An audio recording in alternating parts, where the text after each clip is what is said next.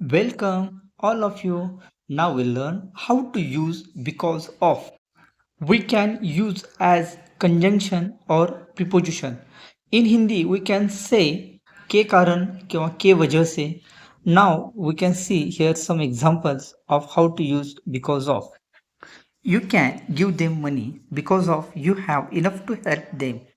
In this sentence, because of use as a conjunction.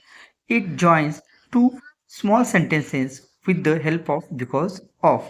So, in this sentence, we use because of as a conjunction. Now, see another example.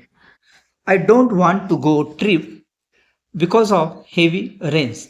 In this sentence, the because of use as a preposition. So we can use because of as a preposition and conjunction.